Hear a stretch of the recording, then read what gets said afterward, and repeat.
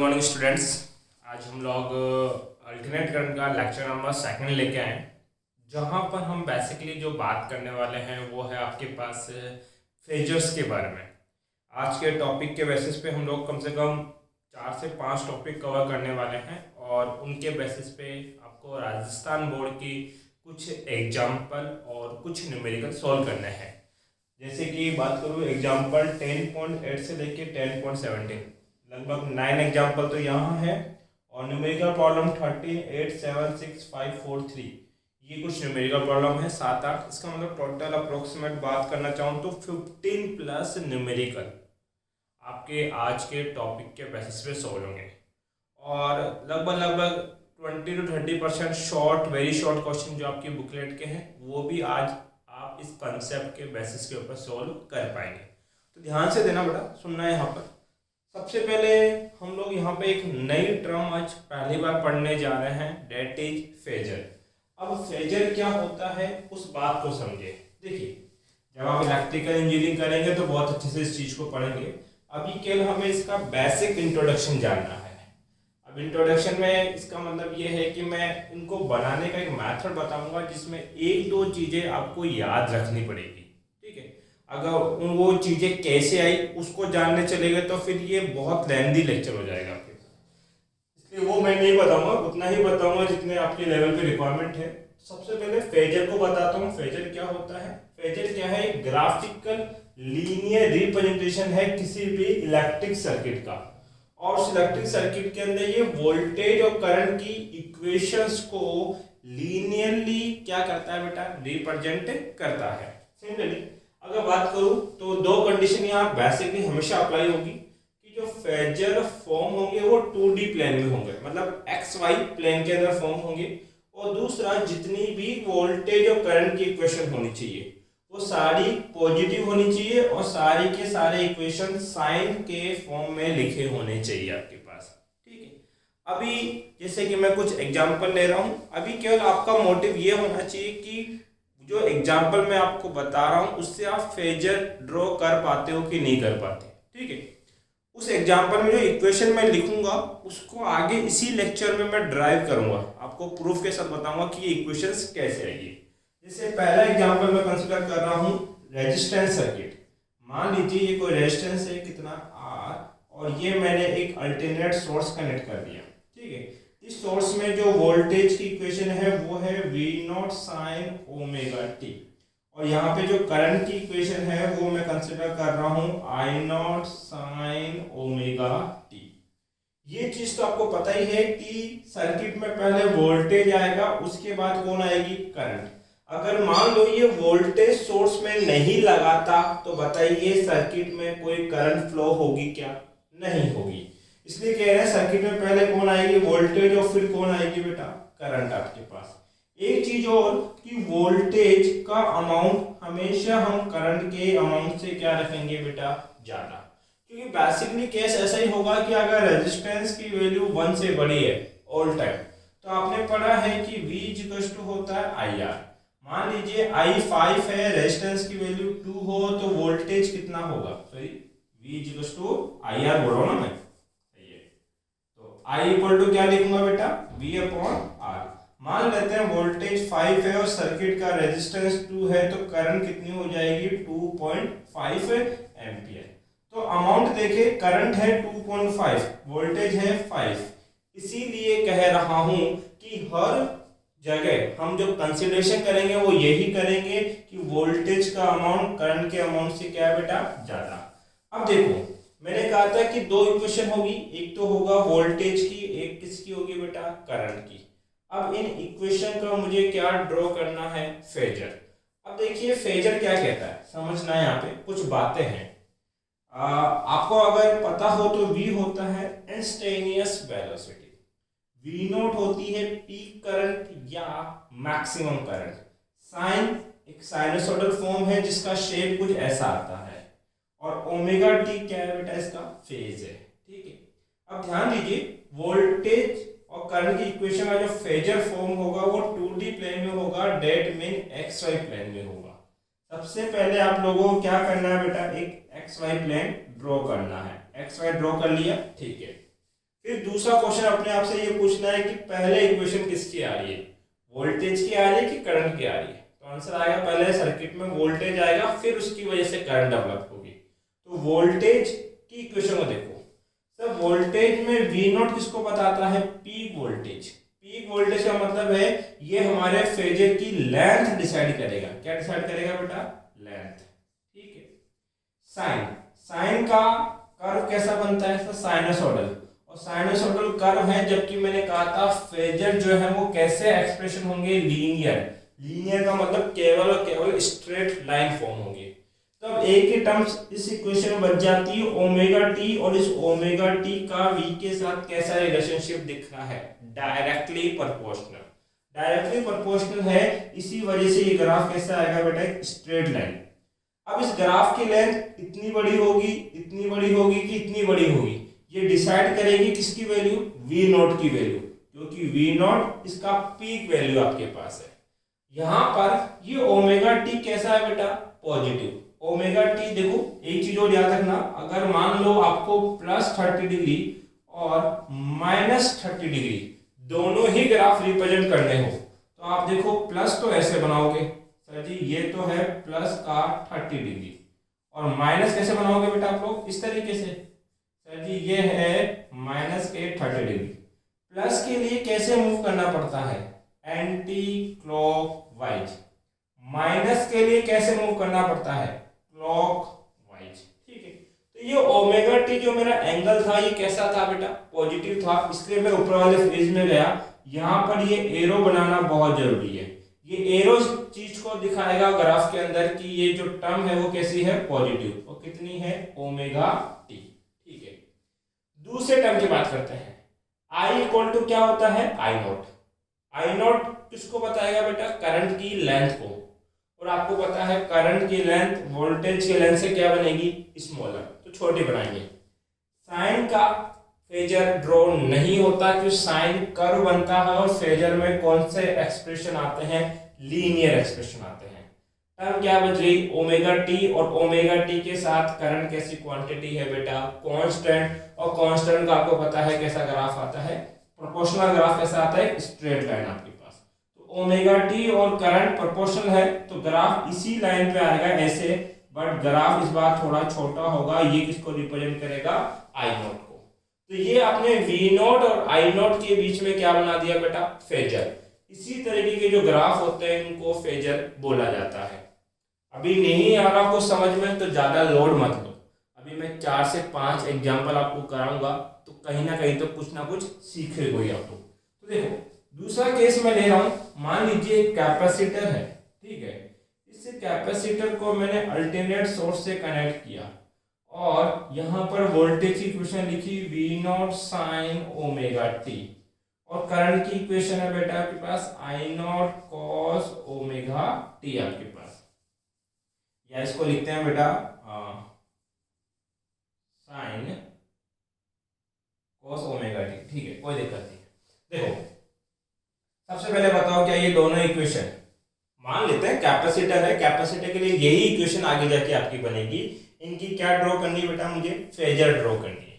तो सबसे पहले चीज पूछो, क्या ये दोनों इक्वेशन फेजर बनाने लायक है क्या, नहीं। मैंने कहा था दोनों इक्वेशन कैसी होनी चाहिए, पॉजिटिव, और किस फॉर्म में लिखी होनी चाहिए, साइन के फॉर्म में।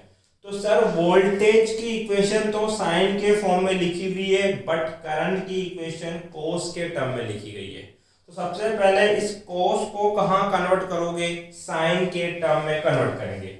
सर कैसे, आपने मैथ में फॉर्मूला पढ़ा है, cos π/2 plus minus omega t equal to होता है साइन ओमेगा टी। आपके पास cos π/2 plus minus theta equal to होता है बेटा साइन थीटा। ठीक है, तो इसको क्या लिख देंगे, सॉरी उल्टा लिख दिया मैंने, ऐसे होता है बेटा cos omega t equal to sine π/2 plus minus of omega T.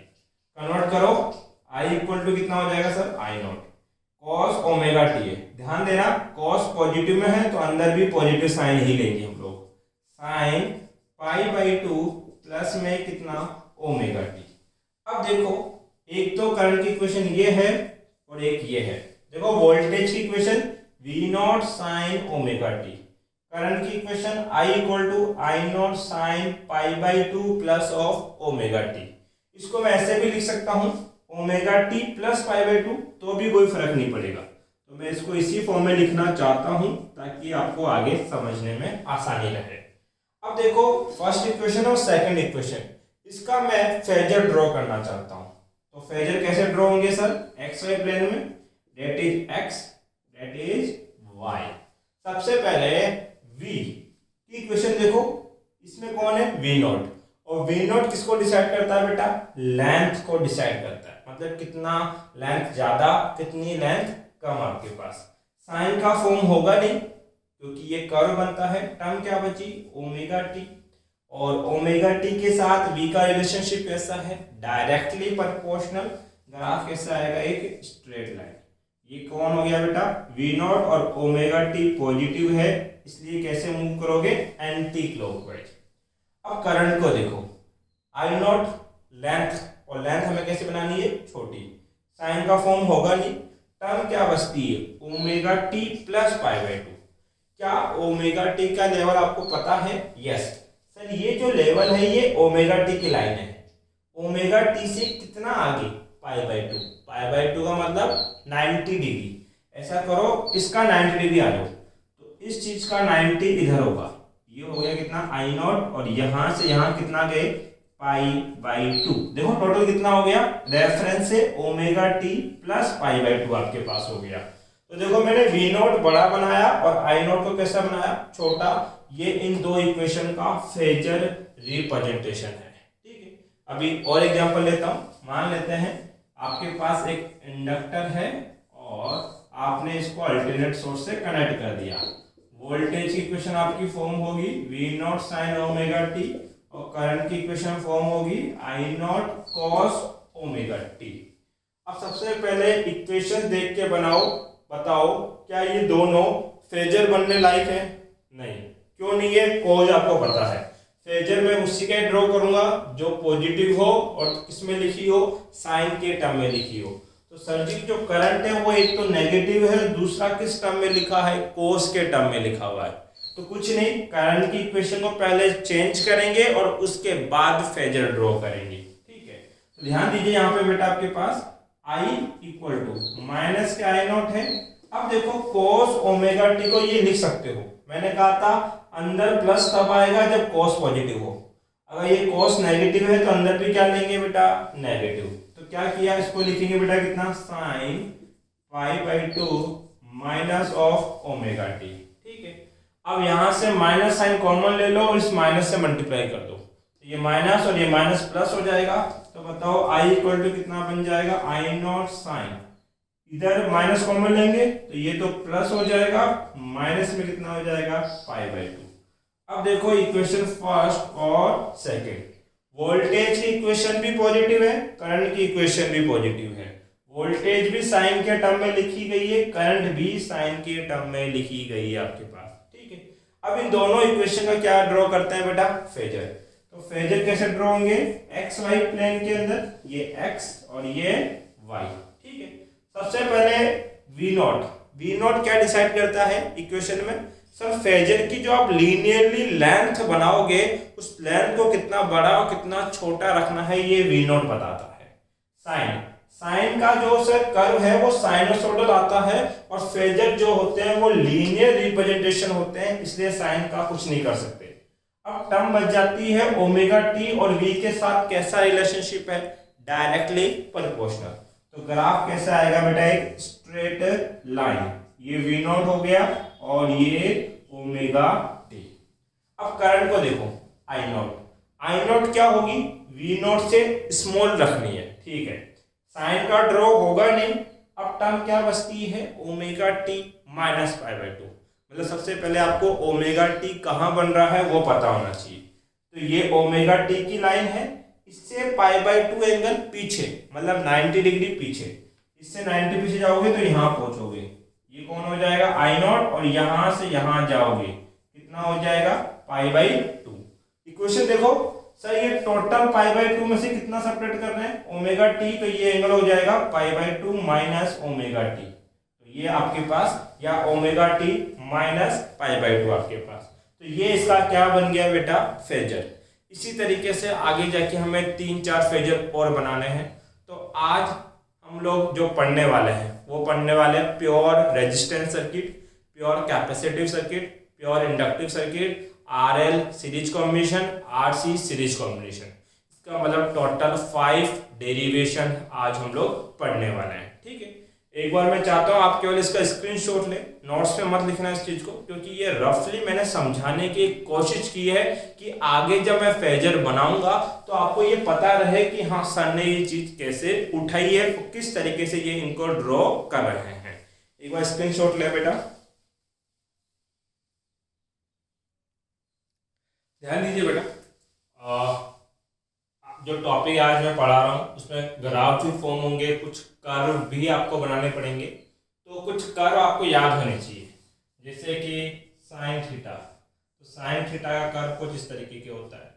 अगर मैं बोलूँ माइनस के साइन थीटा बनाओ तो सर इसका अपोजिट कर देंगे इस तरीके से।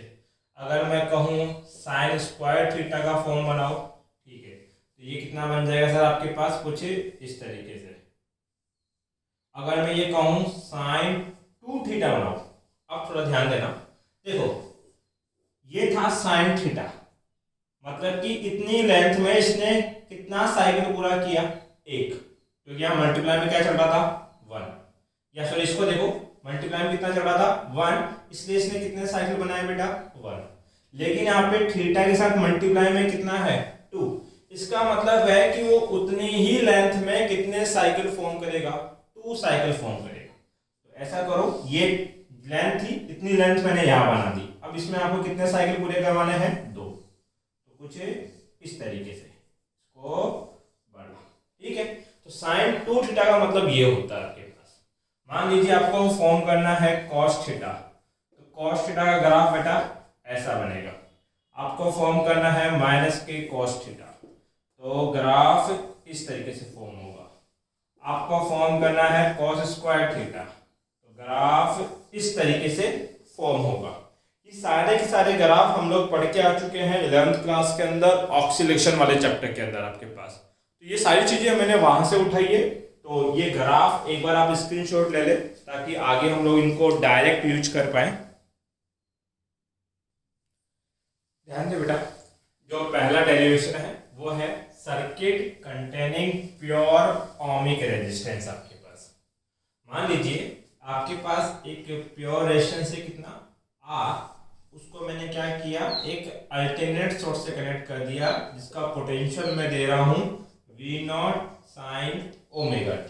ठीक, अब जैसे ही मैं पोटेंशियल दूंगा इसमें करंट फ्लो होगी, करंट फ्लो होगी तो यहाँ पे वोल्टेज ड्रॉप होगा, डेट इज VR, जिसको बोला जाएगा ओमिक रेजिस्टेंस। मैंने VR इस तरीके से लिखा है, ना कि V मल्टीप्लाई बाई R आपके पास है, तो इस बात का ध्यान दें। ठीक है, अब आपने KVL तो पढ़ा है, according to KVL, Kirchhoff voltage law. Kirchhoff voltage law ये कहता है कि किसी भी क्लोज लूप का टोटल वोल्टेज कितना होता है बेटा, 0। देखो ये हमारे लिए एज ए सोर्स काम कर रहा है तो इसका वोल्टेज कितना होगा, पॉजिटिव। ये जो रेजिस्टेंस है ये पावर कंज्यूम करता है, ये एज ए लोड बिहेव करेगा, तो इसका वोल्टेज कितना होगा बेटा, नेगेटिव। जितना ये वोल्टेज डिलीवर करेगा उतना ये कंज्यूम करेगा, तभी तो इस पूरे सर्किट का टोटल सम ऑफ वोल्टेज कितना आएगा, 0। तो according to KVL, total sum of any close loop is 0, then we can say V minus of VR equal to क्या हो जाएगा बेटा, 0। माइनस VR को उधर लेके जाएंगे, प्लस का हो जाएगा, तो VR इक्वल टू कितना बेटा, V। ठीक है, अब ध्यान दीजिए VR का मतलब क्या है सर, ये होगा आपके पास IR। भाई रेजिस्टेंस में वोल्टेज ड्रॉप कितना होता है, V equals to IR according to Ohm's law. VR की जगह क्या रख देंगे बेटा, IR, और V की वैल्यू हमें पता है कितनी होती है, V0 sin ओमेगा t। आपके पास यहां से करंट कैलकुलेट करना है तो ये हो जाएगा V0 sin omega t divide by R। यहाँ पे V0 क्या है, पीक वोल्टेज, कैसी क्वांटिटी होगी, एक कांस्टेंट क्वांटिटी होगी, क्योंकि वी नॉट कभी वेरी नहीं करता। रेजिस्टेंस भी कैसी क्वांटिटी होगी, कांस्टेंट। तो ये दो कांस्टेंट क्वांटिटी है, इनका रेशियो एक नया कांस्टेंट आ जाएगा। इसको हम अज्यूम कर लेंगे, लेट्स एक न्यू कांस्टेंट है I naught, that is V naught by R. V naught by R को अगर मैं आई नॉट लिख देता हूं तो मेरी करंट की इक्वेशन क्या हो जाएगी बेटा, I naught sine omega T. अब थोड़ी इक्वेशंस पे ध्यान देना, क्योंकि अब सारी कहानी इक्वेशन से ही चलेगी। सबसे पहले आपको ड्रॉ करना है बेटा इनका कर्व। क्या बनाएंगे बेटा, कर्व। तो v इक्वल टू कितना है, v not sine omega T. i equal to कितना है, i not sine omega T. हम कर्व ड्रॉ कर रहे हैं। इस एक्सिस पे मैं वोल्टेज और करंट को रिप्रेजेंट करूंगा और यहाँ पर ओमेगा टी को, फेज को रिप्रेजेंट करूंगा।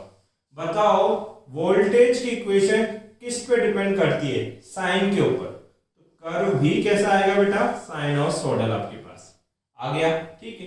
इसकी पीक वैल्यू कितनी होगी, वी नॉट। तो ये हो गया सर वी नॉट, और ये कितना हो गया माइनस के वी नॉट, और ये हमने कर्व ड्रॉ किया है v equal to V not sine omega T का। फिर करंट की बात करते हैं। आपको एक चीज तो पता ही है कि जो करंट है वो वी नॉट से हमेशा क्या होगी बेटा, स्मॉलर। अगर हमेशा स्मॉलर होगी तो आई किसको ओबे करता है, साइन को, मतलब कि उसी रूट को फॉलो करेगा, लेकिन अमाउंट कैसा रहेगा, छोटा। तो मैं करंट की जो कर्व है वो डेट डैश से बना रहा हूं, डेट इज। ये है करंट का equation, I equal to I naught sine omega T. ये लेवल किसका है, आई नॉट का, और ये लेवल है माइनस आई नॉट। देखो वी नॉट का अमाउंट बड़ा है और आई नॉट का अमाउंट क्या है, छोटा। ये तो क्या बना बेटा इसका कर्व। अब हम क्या ड्रॉ करने वाले बेटा, इनका फेजर। ध्यान दे, फेजर क्या होगा सर जी, फेजर में वोल्टेज और करंट की इक्वेशन चाहिए। तो सर्किट में वोल्टेज की इक्वेशन तो मुझे पता है कितनी, V not sine omega T, और करंट की इक्वेशन कितनी है, I naught sine omega T. अब इनका फेजर ड्रॉ कर सकता हूं, क्योंकि फेजर ड्रॉ होते हैं एक्स वाई प्लेन में। तो डेट इज एक्स और डेट इज वाई। सबसे पहले ये देखूंगा क्या ये दोनों इक्वेशन फेजर बनने लायक है, यस लायक है, क्योंकि दोनों ही पॉजिटिव हैं और दोनों ही साइन के टर्म में लिखी गई है। तो अभी थोड़ी देर पहले हम फेजर बना के आ ही रहे हैं, तो हम ये चीज सीख चुके हैं कि वी नॉट क्या डिसाइड करता है। सर फेजर में जो आप लेंथ बनाते हो वो लेंथ बड़ी बनानी है कि छोटी बनानी है, ये वी नॉट डिसाइड करता है। और वी नॉट कैसा बनेगा, बड़ा बनेगा। साइन जो है वो कर्व बनता है इस तरीके से, इसलिए फेजर नहीं बना सकता, क्योंकि फेजर जो है वो लीनियर स्ट्रेट लाइन रिप्रेजेंटेशन है। अब टर्म बच जाती है ओमेगा टी, और ओमेगा टी वी के साथ प्रोपोर्शनल है, इसलिए ग्राफ आएगा एक स्ट्रेट लाइन, और ये हो गया V naught. Omega T positive है इसलिए एंटी क्लॉकवाइज लिखेंगे। अब करंट की बात करते हैं। आई नॉट का अमाउंट वी नॉट से क्या बनेगा, छोटा। साइन का ड्रॉ होगा नहीं, ये भी ओमेगा टी के प्रोपोर्शनल है। तो ओमेगा टी के प्रोपोर्शनल की लाइन तो पहले ही बना चुका हूं मैं, तो इसी लाइन के ऊपर आपको किसको ड्रॉ करना पड़ेगा, आई नॉट को, और ये भी कितना होगा, ओमेगा टी। देखो बेटा आई नॉट स्मॉलर है और वी नॉट क्या है, बड़ा है। आप देख सकते हो that is V naught, that is I naught. ये इनका फेजर हो गया। अब यहां से फेजर से स्टेटमेंट हमेशा लिखेंगे हम लोग। स्टेटमेंट क्या है, एक चीज बताएं, जिस लाइन पे आपने वी नॉट ड्रॉ किया है उसी लाइन पे कौन भी ड्रॉ हो रही है, आई नॉट। इसका मतलब कि वी नॉट और आई नॉट दोनों एक ही लाइन पे है। एक छोटा सा कंसेप्ट और पूछना चाहूंगा मैं, क्या यहाँ पे जो सोर्स का वोल्टेज है वो इक्वल है रेजिस्टेंस के वोल्टेज के। देखो सोर्स का वोल्टेज इक्वल है रेजिस्टेंस के वोल्टेज से, इसलिए हम एक चीज और लिख सकते हैं इसको, कि जिस डायरेक्शन में रेजिस्टेंस का वोल्टेज होगा उसी के थोड़ा पीछे उसमें करंट फ्लो कर रही होगी। देखो यहां से एक चीज बोली जा सकती है कि जिस लाइन में V0 है उसी लाइन में I0 है। इसका मतलब दोनों सेम डायरेक्शन में है और सेम डायरेक्शन का होने का मतलब है दोनों सेम फेज में है। तो here current and voltage are same phase that is phase difference is 0। देखो वोल्टेज का फेज कितना है ओमेगा टी, करंट का फेज भी कितना है ओमेगा टी। ओमेगा टी में से ओमेगा टी सब्ट्रैक्ट करोगे मतलब कि इन दोनों फेज का डिफरेंस निकाला जाएगा, तो वो डिफरेंस भी कितना आएगा बेटा 0। इस बात को बड़ा याद रखना, आगे बहुत ज्यादा काम आने वाली है। ठीक है, ये हमने अभी कर्व बनाया, फेजर बनाया। अब हम बात करें बेटा डिपेंड ऑन फ्रीक्वेंसी।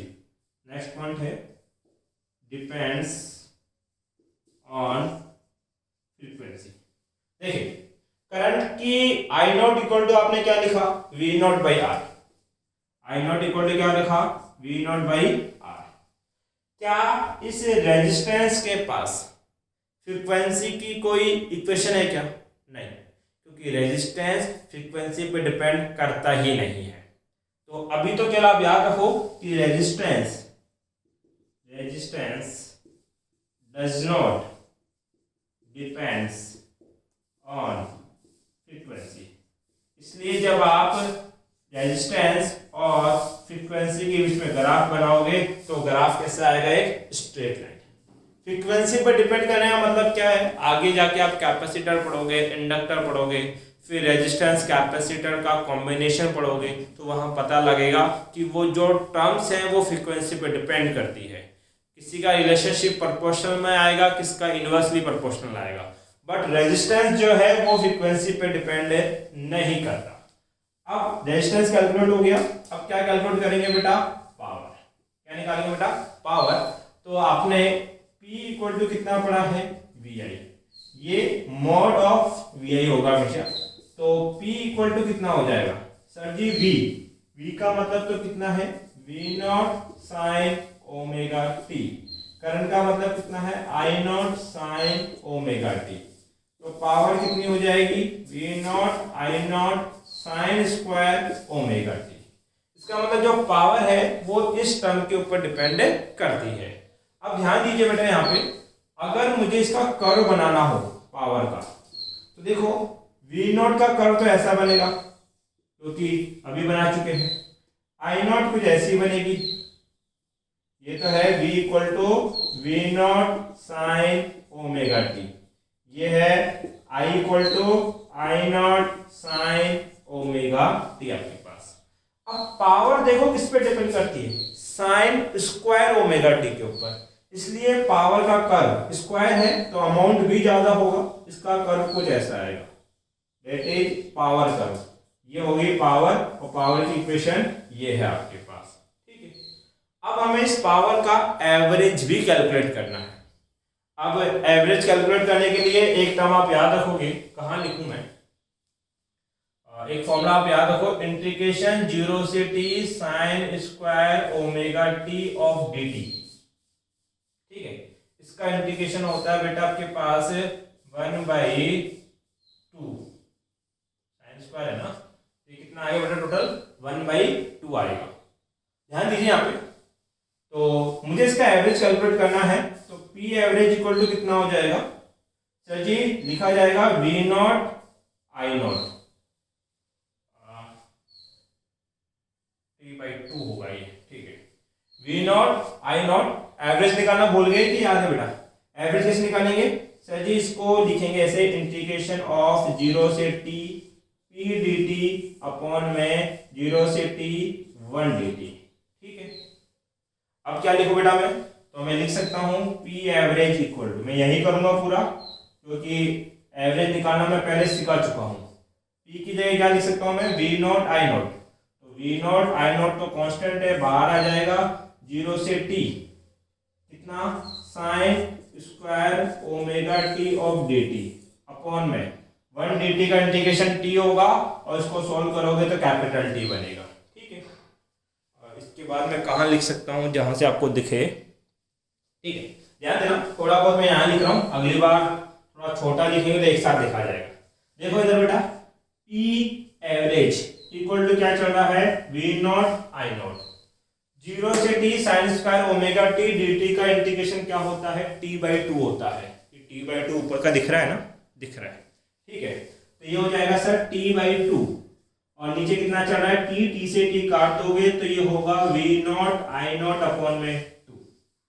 अब इस चीज को मैं ऐसे भी लिख सकता हूं, v नॉट अपॉन में √2 और ये होगा आई नॉट अपॉन में √2। देखो 2 के 2 टुकड़े कर दिए, √2 मल्टीप्लाई में √2 आपके पास, v नॉट बाई √2 होता है v RMS, तो ये हो जाएगा v RMS, I not by √2 क्या होता है बेटा, i RMS।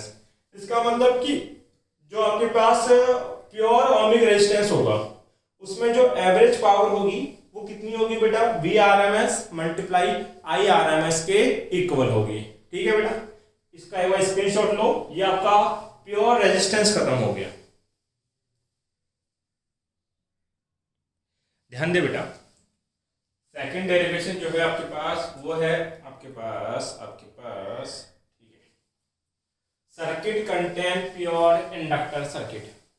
हमने चैप्टर नंबर 9 के अंदर पढ़ा था आपके पास, ये सेल्फ इंडक्टर नाम की एक चीज होती है। तो ये कॉइल है आपके पास, इसको क्या किया बेटा मैंने, अल्टरनेट सोर्स से कनेक्ट कर दिया, जिसका वोल्टेज है V not sine omega T. Current कितनी फ्लो हो रही है बेटा, I। तो हम बोलेंगे कि ये जो इंडक्टर है इसमें वोल्टेज ड्रॉप होगा, और वो वोल्टेज ड्रॉप हम पढ़ के हैं कितना होता है बेटा, L/di/dt।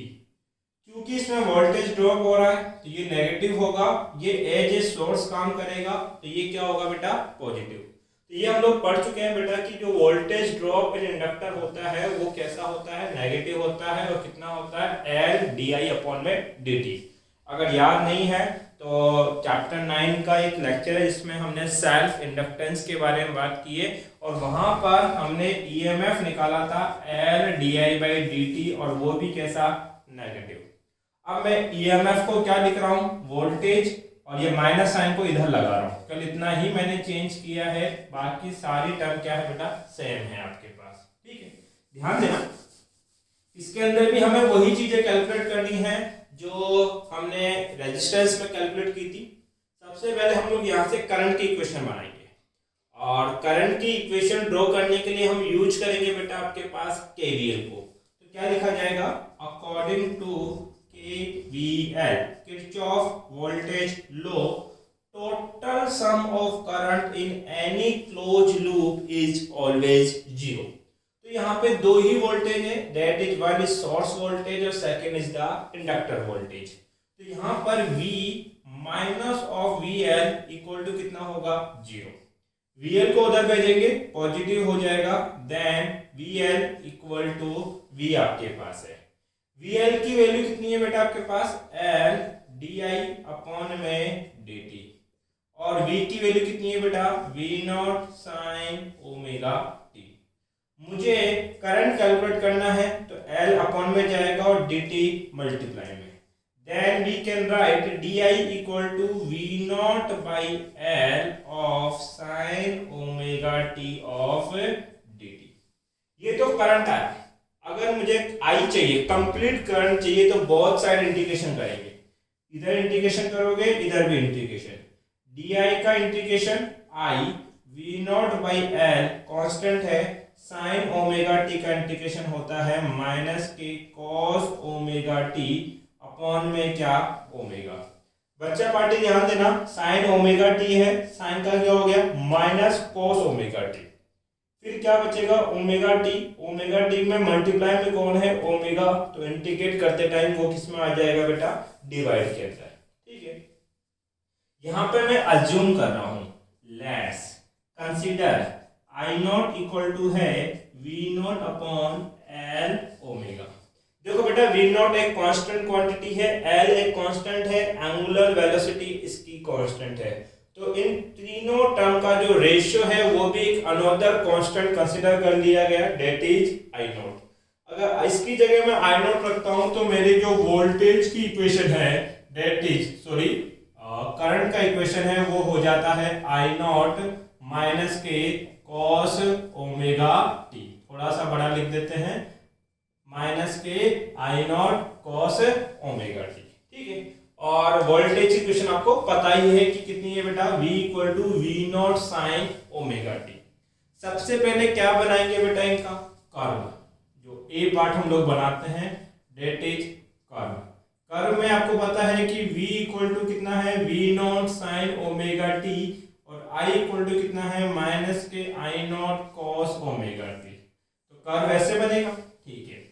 y एक्सिस पे मैं वोल्टेज और करंट को रिप्रेजेंट कर रहा हूं, और x एक्सिस पे मैं ओमेगा टी को रिप्रेजेंट कर रहा हूं।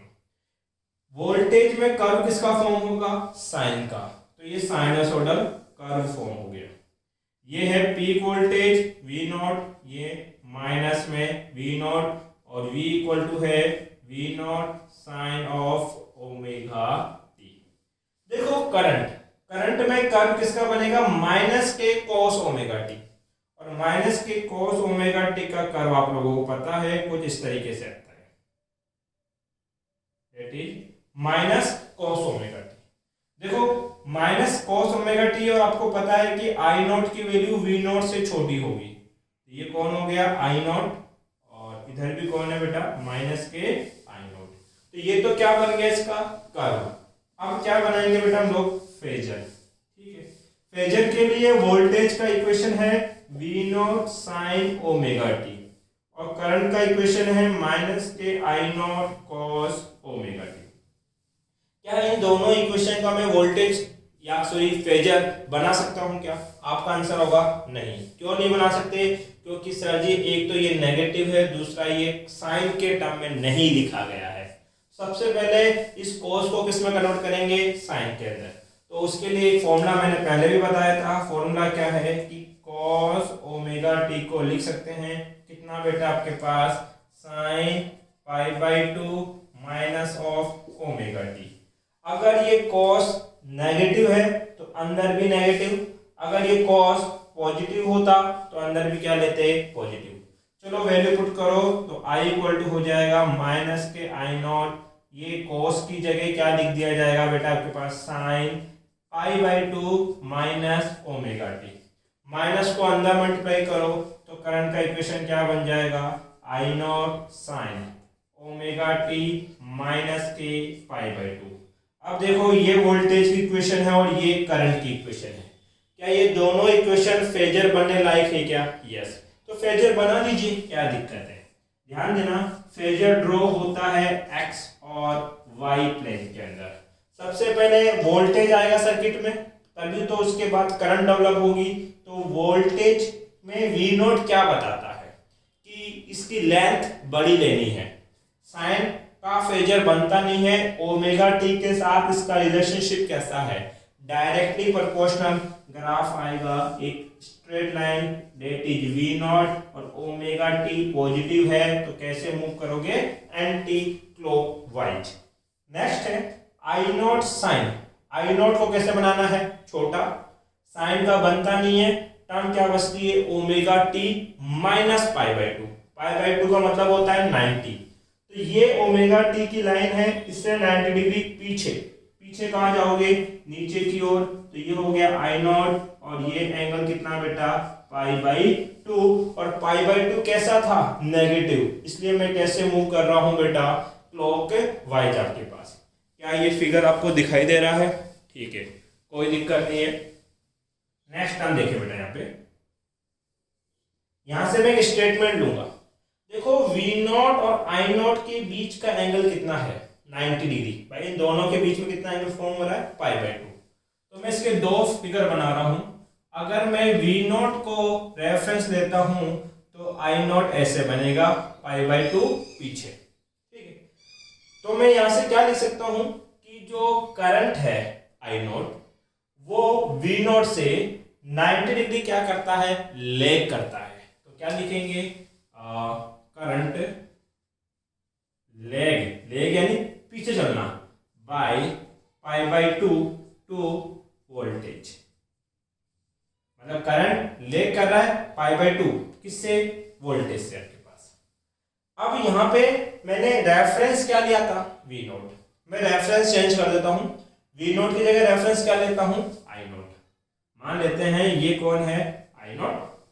तो जो वी नोट है वो आई नोट से π/2 क्या है, आगे है, मतलब कि ऊपर बनेगा, ये हो जाएगा वी नोट। तो यहाँ क्या लिखेंगे बेटा, वोल्टेज लीड बाई, आगे होने का मतलब है बेटा क्या करना है, लीड करना, lead by π/2 to current.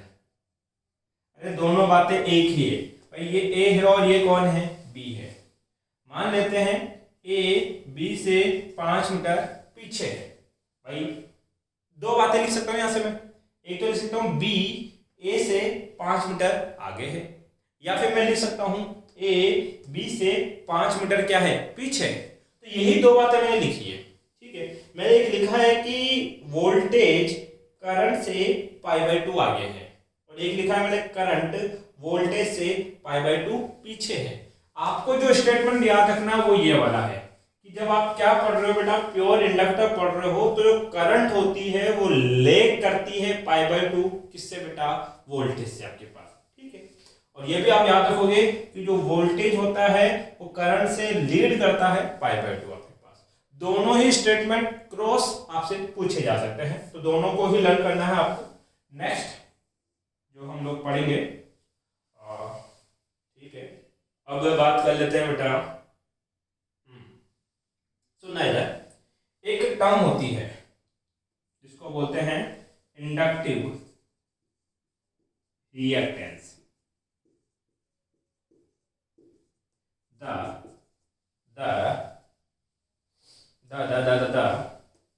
resistance of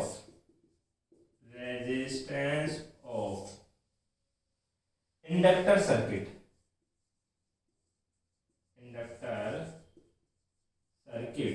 is called inductive reactance।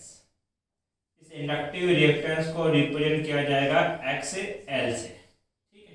ध्यान देना, इंडक्टिव रिएक्टेंस क्या है, ये सर्किट है इसका, इंडक्टर का। इस इंडक्टर सर्किट का जो रेजिस्टेंस होगा उस रेजिस्टेंस को क्या बोला जाएगा बेटा, इंडक्टिव रिएक्टेंस। अब ये रेजिस्टेंस हम कहां से आइडेंटिफाई करेंगे, देखो लेफ्ट साइड टर्म को देखो, आई नोट इक्वल टू क्या होता है, V naught by L omega. तो आई नोट इक्वल टू होता है V naught by L omega.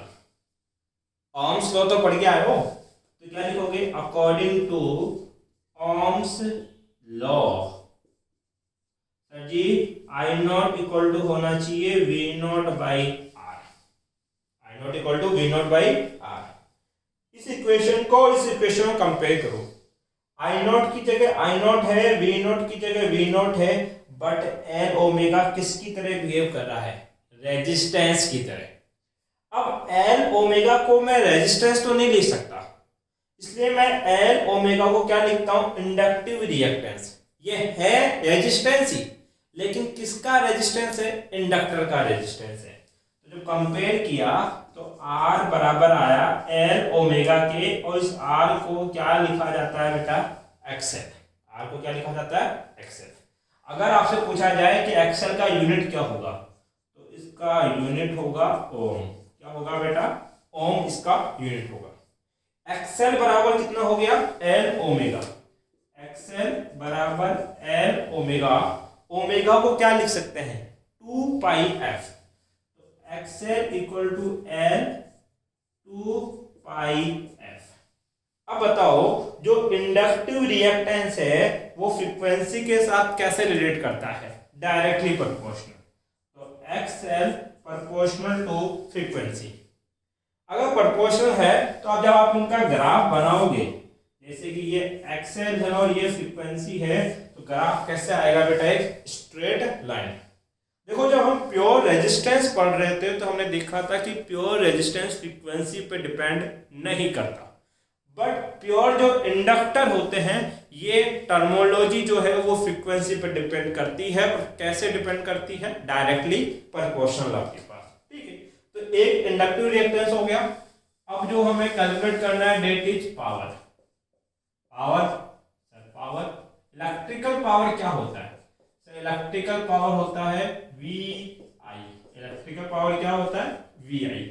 We हमें पता है कितना है sir, V not sine omega T, V not sine omega T. Current, current हमें पता है कितनी आई थी, कहाँ गई, ये माइनस के I naught cos omega T आपके पास। बट मैंने मोड लिखा है तो इसका मतलब कि हम इसकी कौन सी वैल्यू लेंगे बेटा, पॉजिटिव। तो अब मेरी बताओ करंट कितनी हो जाएगी, आई नॉट साइन ओमेगा टी आपके पास। नहीं, ओमेगा साइन में थोड़ी है, कॉस में है सर ये तो कॉस में लिखेंगे, कॉस ओमेगा टी। ठीक है, P इक्वल टू कितना sir, V not I naught sine omega T cos omega T. ठीक है, यहां से मुझे कर्व बनाना है, तो ये 2 से मल्टीप्लाई कर दिया और 2 से क्या कर दिया, डिवाइड। कोई फर्क नहीं पड़ेगा, 2 से मल्टीप्लाई 2 से डिवाइड। तो पावर बताओ कितना हो जाएगा, V not I not by 2। अब ये मैथ का एक फॉर्मूला बन गया, 2 साइन थीटा कॉस थीटा। क्या होता है बेटा, साइन 2 थीटा होता है। ये हो जाएगा 2 साइन ओमेगा टी कोस ओमेगा टी बराबर होगा आपके पास साइन ऑफ 2 ओमेगा टी आपके पास। तो पावर ये निकल के आई। ठीक है, अब पावर का कर्व बनाना है, तो देखो इधर सर जी, यहां पर वोल्टेज का कर्व तो ये था, अभी बनाया था मैंने, फिर करंट का कर्व ये था। अरे ना ना बाबा, माइनस कॉस बनाना है। ठीक है सर जी, ये तो था वोल्टेज का, V equal to V not sine omega T, I equal to I naught minus के, ओहो गलती है, माइनस के I naught cos omega T आपके पास। अब क्या ड्रॉ करना सर, पावर। पावर में कर्व किसका बन रहा है, साइन 2 ओमेगा टी का। इसका मतलब कर्व तो किसका बनेगा, साइन का ही बनेगा, लेकिन कितने साइकिल बनाने पड़ेंगे, 2 साइकिल बनाने पड़ेंगे। और पावर जो है वो वी नॉट और आई नॉट का प्रोडक्ट है, इसका मतलब अमाउंट क्या होगा, ज्यादा ही होगा। तो पावर का कर्व बेटा ऐसा बनेगा,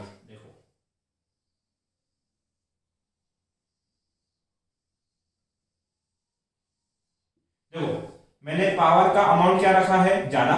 ठीक है, मतलब ये पावर है, पावर का अमाउंट है। दूसरी बात, मैंने जो ओमेगा टी था उसमें पावर के कितने साइकिल बनाए, 2, एक साइकिल ये और दूसरा साइकिल ये। तो ये पावर का कर्व है, P equal to V not I not by 2 sine of 2 omega T. ये पावर आ गई, इसको P नॉट लिख दो, इसको V नॉट लिख दो, और इसको क्या लिख दो बेटा, आई नॉट। अभी तो पावर आई है, अब क्या निकालना पड़ेगा, एवरेज पावर।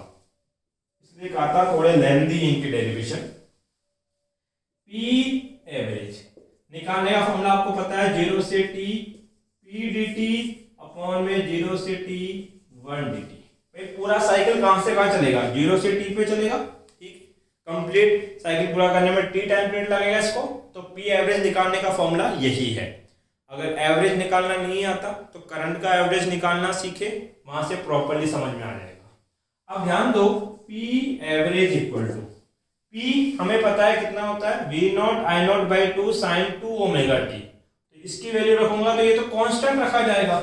इसका मतलब V not I not by 2 integration 0 से t sine omega T of d t divide by 1 dt का इंटीग्रेशन हो जाएगा बेटा t। इतने कोने का दिख जाएगा क्या, चलो दिख तो रहा है।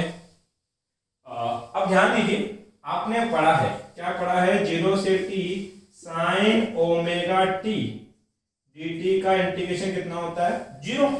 देखो भैया साइन है, साइन 0 से t में, 0 से t में जितना पॉजिटिव होगा उतना ही नेगेटिव होगा, तो उसका एवरेज कितना आ जाएगा, 0। तो ये 0 है, तो ये पूरी टर्म भी क्या हो जाएगी, 0।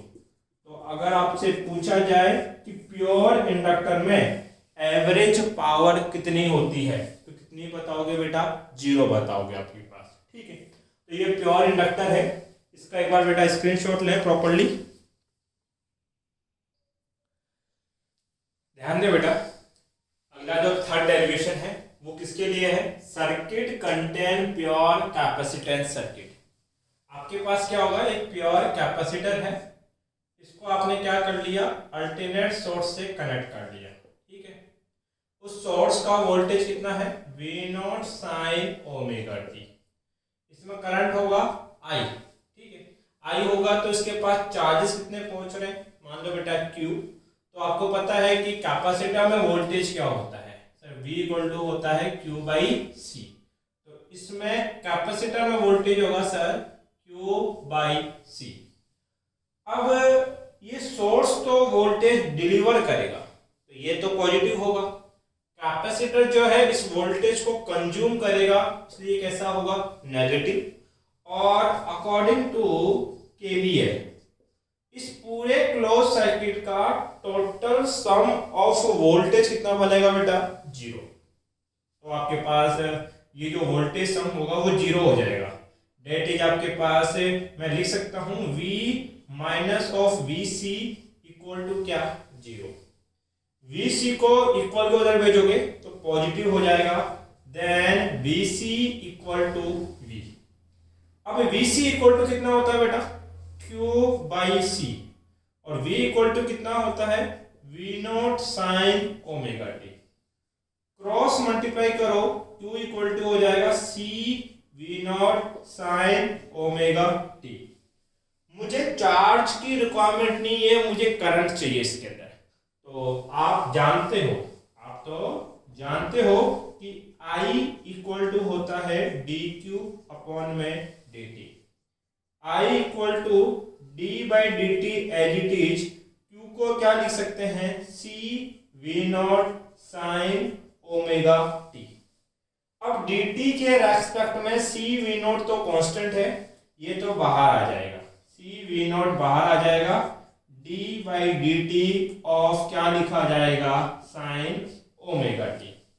साइन ओमेगा टी को टाइम के रेस्पेक्ट में डेरिवेट करोगे तो ये आ जाएगा C V0, ओमेगा मल्टीप्लाई होगा और ये हो जाएगा बेटा कॉस ऑफ ओमेगा टी। इस टर्म को मैं ऐसे भी लिख सकता हूं, I equal to V0 1 upon C omega of cos omega T. देखो ये 1 अपॉन में है, वापस ऊपर जाके मल्टीप्लाई हो जाएगा। यहाँ पे V0 कांस्टेंट है और 1 अपॉन C ओमेगा भी कांस्टेंट है, तो इसको एक नया कांस्टेंट अज्यूम कर लेंगे, date is I0 equal to मान लिया V0 upon 1 by C omega. अगर I0 इतना है तो बताइए I इक्वल टू क्या रहेगा sir ji, I equal to हो जाएगा I0 cos ओमेगा टी। ये किसकी इक्वेशन है बेटा, करंट की, ये है वोल्टेज की।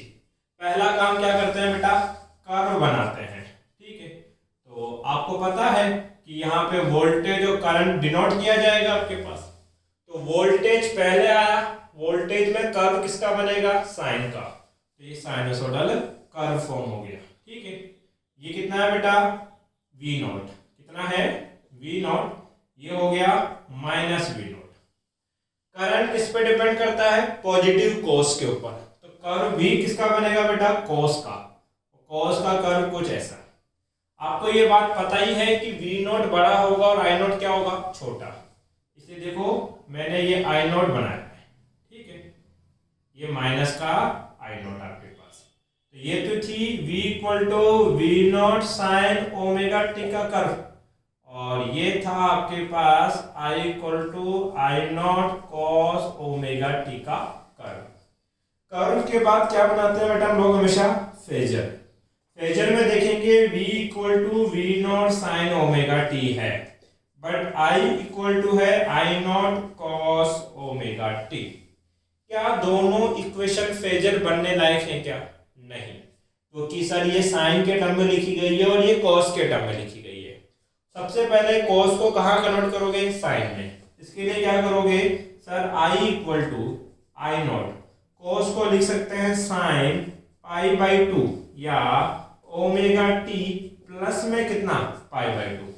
देखो कॉस पॉजिटिव है इसलिए अंदर भी क्या लिया है मैंने, पॉजिटिव आपके पास। अब ये वोल्टेज की इक्वेशन है और ये करंट की इक्वेशन है।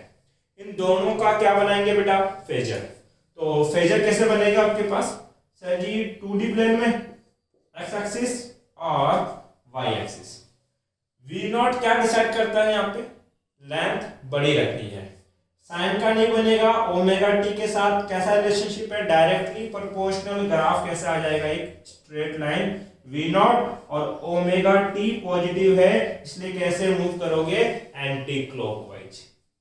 आई इक्वल टू कितना बेटा, I naught sine omega T plus pi by 2 आपके पास। तो यहां पर ओमेगा टी से कितना आगे जाना है, पाई बाई 2। आई नॉट क्या बताता है कि लेंथ क्या बनानी है बेटा, छोटी। तो देखो ये ओमेगा टी का लेवल है, इससे पाई बाई 2 आगे, मतलब कि इससे 90 डिग्री आगे यहां पहुंचेंगे। देखो मैंने ये स्मॉल बनाया है और प्लस एंगल था पाई बाई 2, इसलिए कैसे मूव किया, एंटी क्लॉकवाइज आपके पास। ठीक है, अब यहां से कितने स्टेटमेंट देंगे बेटा हम लोग, 2 स्टेटमेंट देंगे। पहला स्टेटमेंट क्या देंगे, ध्यान देना। अगर मान लीजिए मैं वी नॉट को फेजर मानता हूं, रेफरेंस मानता हूं कि ये मेरा वी नॉट जो है वो रेफरेंस है, तो आई नॉट इस वी नॉट से कितना आगे है, पाई बाई 2, अर्थात ये आई नॉट यहां बनेगा। तो यहां से क्या लिख सकते हो बेटा, current lead by voltage eight angle of pi by 2। तो क्या लिखोगे, करंट लीड कर रही है, आगे जा रही है, by voltage at pi by 2 angle. ठीक है, अभी रेफरेंस क्या लिया था, वी नॉट। अगर मैं रेफरेंस क्या ले लेता हूं बेटा, करंट, तो ये मैंने रेफरेंस ले लिया करंट। ठीक है, ये करंट है, तो वी नॉट करंट से क्या है, पीछे है, कितना, पाई बाई 2। तो ग्राफ कैसा आ जाएगा सर, नीचे। अब ध्यान देना क्या लिखोगे कि voltage lag by angle pi by 2 of current. तो क्या लिखोगे बेटा आपके पास, voltage lag by current at pi by 2 angle. समझाने की जरूरत नहीं होगी, पहले भी एग्जांपल दिया था, कोई जिससे जितना आगे होता है दूसरे के रेस्पेक्ट में, वो उससे उतना ही क्या होता है, पीछे होता है। केवल यही बात मैंने अभी यहाँ पे लिखना चाहिए। अब मुझे एक टर्म और पता नहीं है, कौन सी टर्म, रिएक्टेंस क्या होता है, तो इसको मैं यहां लिख देता हूं। एक टर्म होती है बेटा कैपेसिटिव रिएक्टेंस। ठीक है, जिसको हम किससे रिप्रेजेंट करते हैं, एक्स से सी से। कैपेसिटिव रिएक्टेंस क्या होता है, the resistance of capacitive circuit, the resistance of A capacitive circuit is called capacitive reactance। capacitive reactance। ठीक है, देखिए इस कैपेसिटिव सर्किट में आपने आई नॉट इक्वल टू क्या अज्यूम किया है, आपने आई नॉट अज्यूम किया है V not upon 1 by C omega. ठीक है, और अकॉर्डिंग टू ओम्स लॉ, किसके लॉ के अकॉर्डिंग बेटा, Ohm's law, I not equal to क्या होता है, वी नॉट बाई आर। हमेशा देखना पड़ता है कहां तक जाता है ये। ठीक है, देखो बेटा कंपेयर करो तो आई नॉट की जगह आई नॉट है, वी नॉट की जगह वी नॉट है। यहां रेजिस्टेंस का काम कौन कर रहा है, 1 बाई सी ओमेगा। यहां पर आर बराबर है 1 बाई सी ओमेगा के। अब इसको मैं आर तो नहीं लिख सकता, क्योंकि ये रेजिस्टेंस जैसा शो करता है कैपेसिटिव के अंदर, कैपेसिटर के अंदर, तो इसलिए इसको लिखा जाता है capacitive reactance that is X C. तो जो एक्सी है वो बराबर है किसके बेटा, सी ओमेगा के आपके पास। तो X C equal to 1 by C omega. अब यहां पर मैं अगर रिप्रेजेंट करना चाहूं एक्सी की यूनिट, तो एक्सी रेजिस्टेंस के बराबर है, इसलिए एक्सी का यूनिट क्या होगा बेटा, ओम आपके पास होगा। और क्या लिख सकते हैं हम लोग सर, एक्सी इक्वल टू है 1 बाई सी ओमेगा, ओमेगा को लिख सकते हैं 2 पाई एफ, तो ये हो जाएगा सी 2 पाई एफ। बताओ एक्सी और एफ में, एफ क्या है, फ्रीक्वेंसी, कैसा रिलेशनशिप है, डायरेक्टली प्रोपोर्शनल। तो एक्सी प्रोपोर्शनल टू है, सॉरी इनवर्सली प्रोपोर्शनल है इसके फ्रीक्वेंसी के, इसी वजह से जब आप एक्सी और फ्रीक्वेंसी के बीच में ग्राफ बनाएंगे तो इस टाइप का एक डीके कर्व फॉर्म होगा। तो ये तो हमने यहाँ पे एडजस्ट कर दिया किसको, कैपेसिटिव रिएक्टेंस को। अब एक और टर्म जो हमें एडजस्ट करनी पड़ेगी, दैट इज पावर। पावर कौन, power sir, power P equal to होता है mod of VI of mod of I। P equal to V की वैल्यू आपको पता है V not sine omega T, I की वैल्यू आपको पता है I not cos omega t. P equal to हो जाएगा V not I not sine omega T cos omega t. Equation को 2 से मल्टीप्लाई, 2 से डिवाइड। फिर से याद आ गया होगा 2 sign omega T cos omega T क्या होता है, साइन 2 ओमेगा टी होता है। तो पावर हो जाएगा V not I not by 2 sine of 2 omega T आपके पास। ठीक है, अब इसका क्या बनाएंगे बेटा, कर्व। इस बार तो बहुत जगह बच गई मेरे पास है, क्या बात है। ठीक, तो करंट और वोल्टेज का पहले मैं कर्व बना देता हूं। तो ये तो मेरा है वोल्टेज कर्व और ये है मेरी करंट की कर्व। ठीक, अब देखो पावर जो है वो साइन 2 ओमेगा टी है। इसका मतलब कि ओमेगा टी टाइम में उसको कितने साइकिल बनाने पड़ेंगे, 2। पावर जो है वो V नॉट I नॉट का प्रोडक्ट है, तो अमाउंट भी क्या होगा, ज्यादा। तो पावर का कर्व कुछ ऐसे आएगा भैया, दैट लाइक। ये तो है पावर का, ये है वोल्टेज की और ये है करंट का आपके पास। अब क्या कैलकुलेट करनी है भैया, एवरेज पावर। P एवरेज वो होता है, P एवरेज क्या होता है सर, 0 से T P dt अपॉन 0 से T 1 dt। P average equal P की जगह क्या रखेंगे, V not I not by 2 sine 2 omega t. यहाँ से V not I not by 2 तो कांस्टेंट है, 0 से T sine of 2 omega T of dt।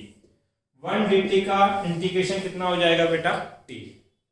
अब आपको याद है कि सर जी 0 से T sine of 2 omega T of dt का इंटीग्रेशन कितना होता है, 0। ये टर्म 0 होती है, पूरा टर्म 0 हो जाएगा। तो आप क्या लिख पाओगे, P एवरेज इक्वल टू कितना आता है बेटा, 0 आपके पास आता है। इसका बेटा स्क्रीनशॉट ले properly.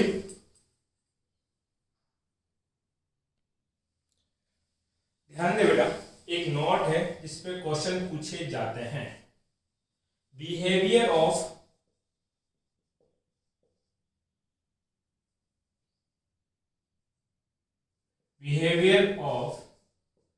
Pure inductor and capacitor in AC and DC। सबसे पहले बात कर रहा हूं बेटा मैं किसकी, इंडक्टर की। ठीक है, तो इंडक्टर का भी बिहेवियर हम चेक करें, DC में, डायरेक्ट करंट में और अल्टरनेट करंट के अंदर। तो ये अभी हमने थोड़ी देर पहले इंडक्टर लिया था और इसको मैंने DC सोर्स से कनेक्ट कर दिया। मैंने कहा था कि इस इंडक्टर का कुछ रेजिस्टेंस होगा जिसको बोला जाएगा इंडक्टिव रेजिस्टेंस या रिएक्टेंस।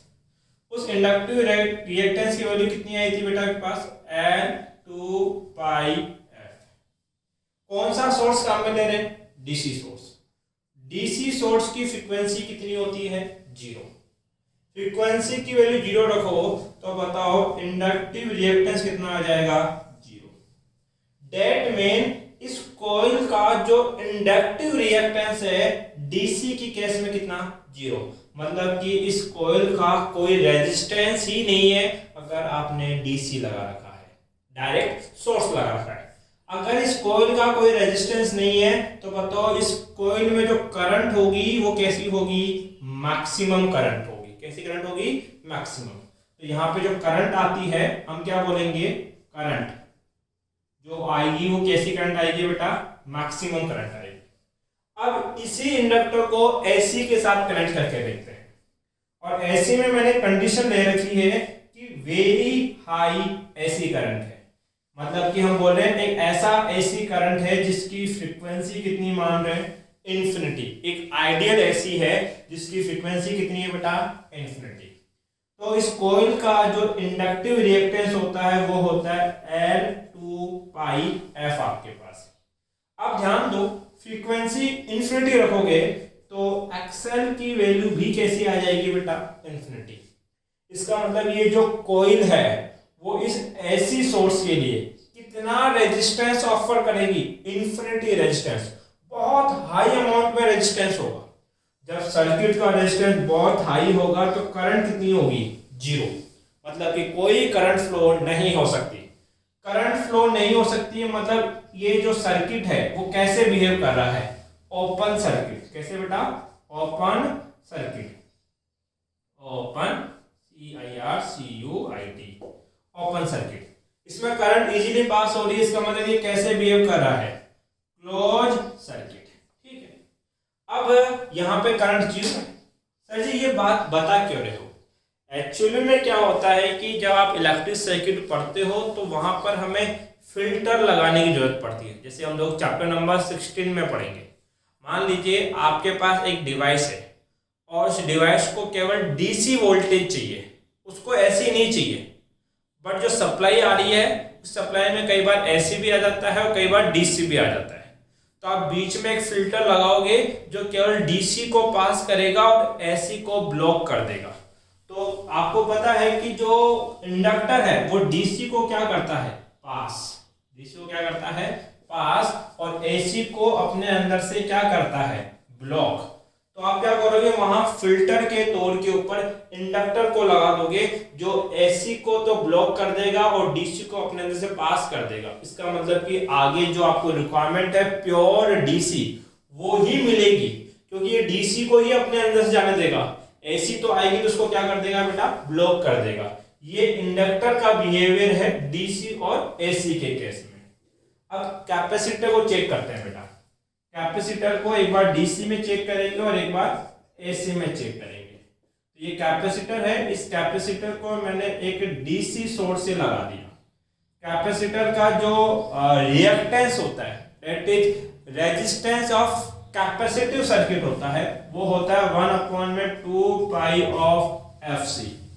आपने डीसी लगाया है, डीसी की फ्रीक्वेंसी कितनी होती है, जीरो, फ्रीक्वेंसी जीरो, यहां जीरो रखोगे 1/0 इंफिनिटी।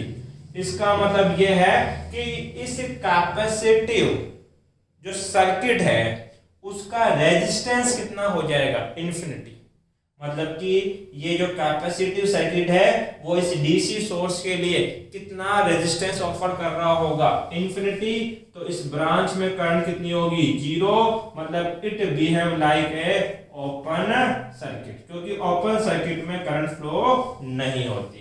दैट मीन हम बोल सकते हैं कि ये करंट को क्या करता है, ब्लॉक, मतलब ये करंट को अपने अंदर से पास नहीं करेगा।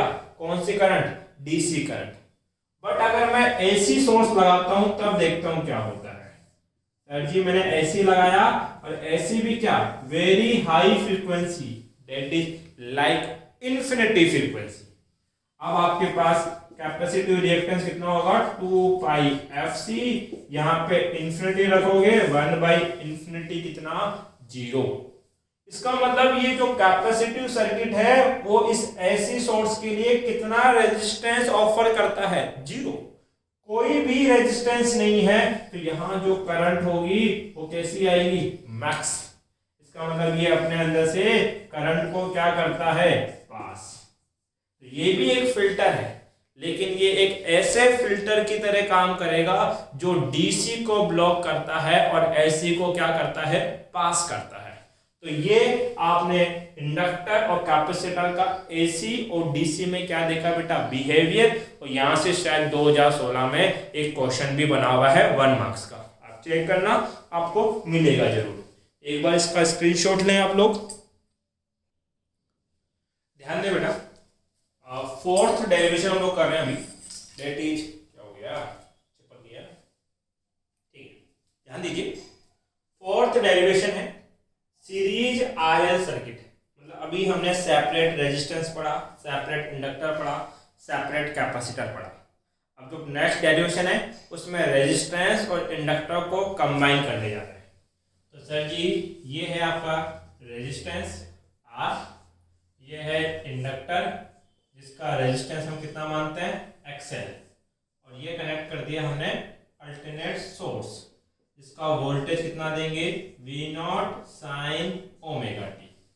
जैसे ही वोल्टेज देंगे इसमें करंट फ्लो होगा। आपको पता है रेजिस्टेंस में करंट फ्लो होता है तो वहां पे वोल्टेज ड्रॉप होगा, और वो वोल्टेज ड्रॉप ohms लॉ के अकॉर्डिंग कितना होगा बेटा आई आर। सीरीज है, करंट सेम रहेगी, सेम करंट इंडक्टर में फ्लो होगा तो वो आपके पास वोल्टेज ड्रॉप करेगा वी एल, और ohms लॉ के अकॉर्डिंग वो कितना होगा करंट मल्टीप्लाई बाई रेजिस्टेंस, और रेजिस्टेंस कितना है बेटा एक्सएल। अब देखो जब कॉम्बिनेशन पढ़ रहे हैं तो जो सीरीज हमने सेपरेटली प्योर रेजिस्टेंस और प्योर कैपेसिटर पढ़े वो आपको लर्न होने चाहिए। याद रखो प्योर रेजिस्टेंस में हमने क्या पढ़ा था कि जिस फेज में वोल्टेज होता है उसी फेज में करंट होती है, ठीक है। और यहां हमने क्या पढ़ा था कि जो करंट होती है वो वोल्टेज से क्या करती है लैग की लीड आपके पास।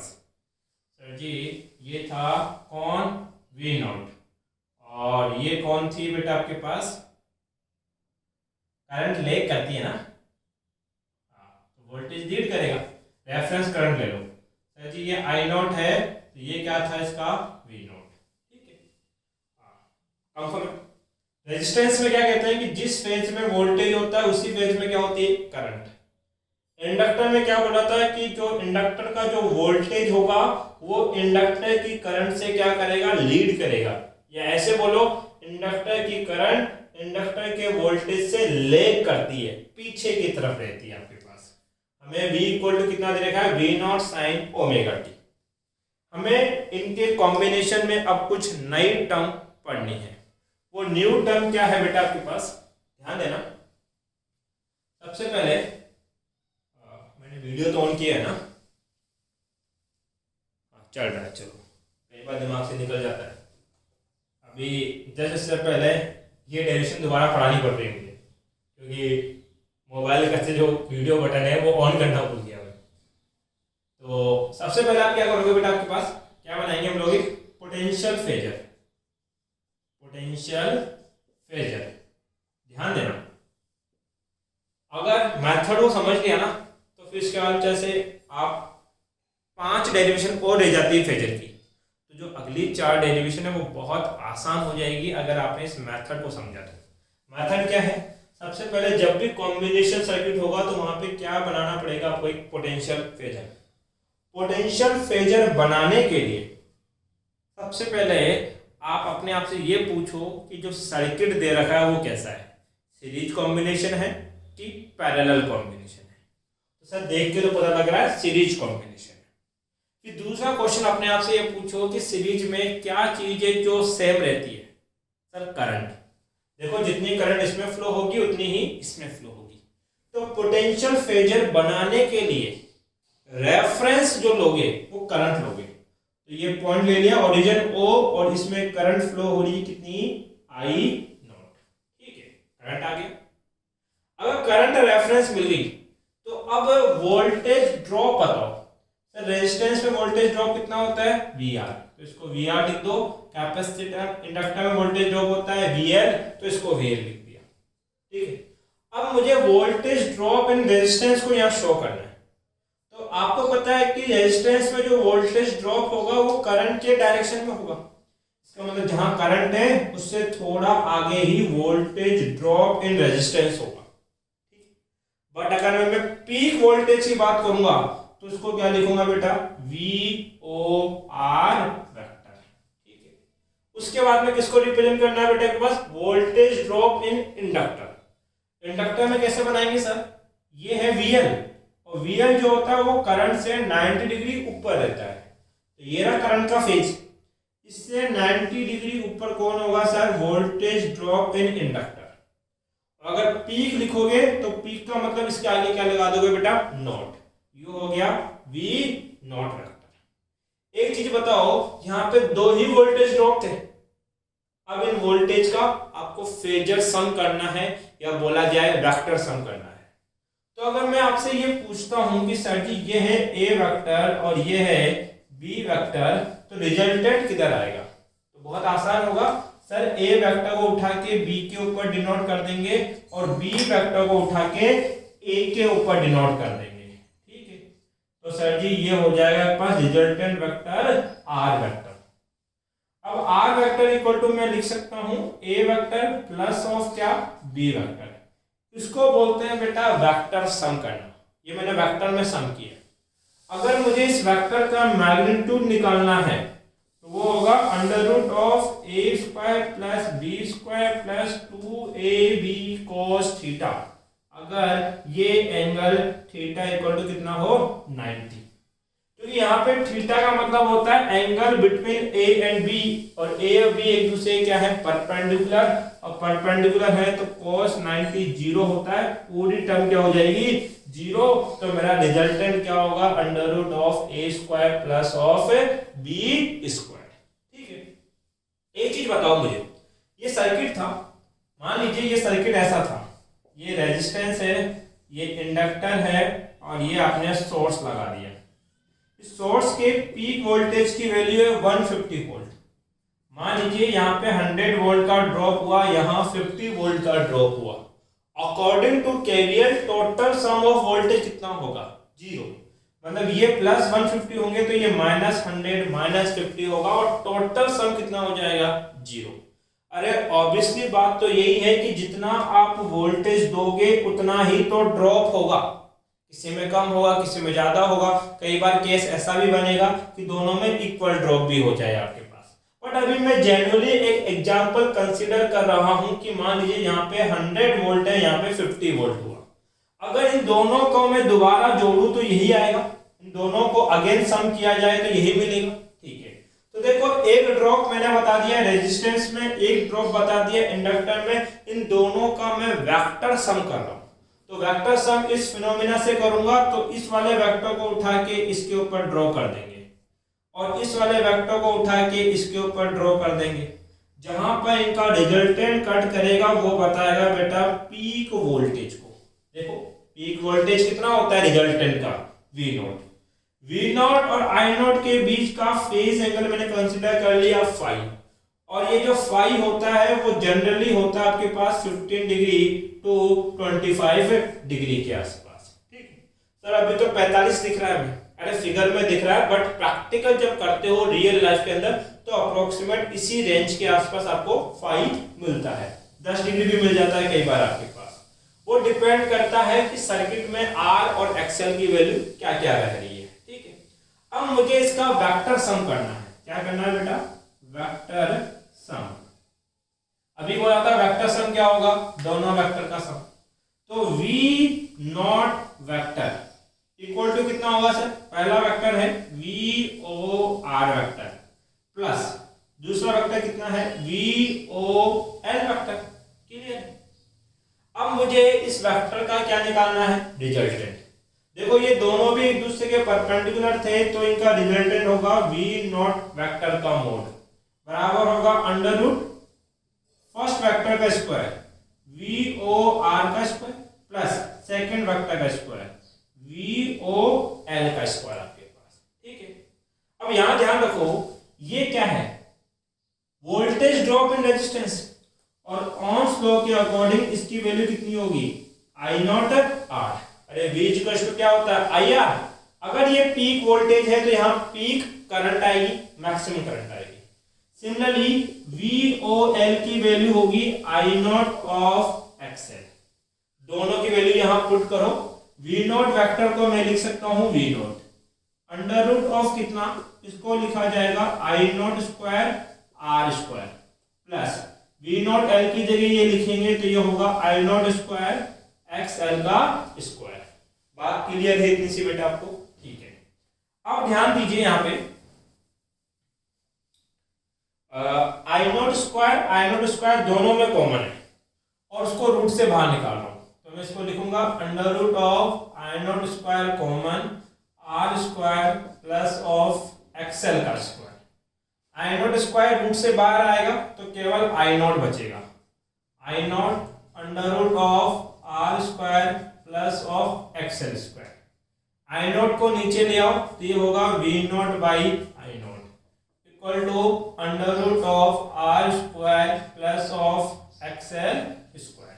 ठीक है, XL square.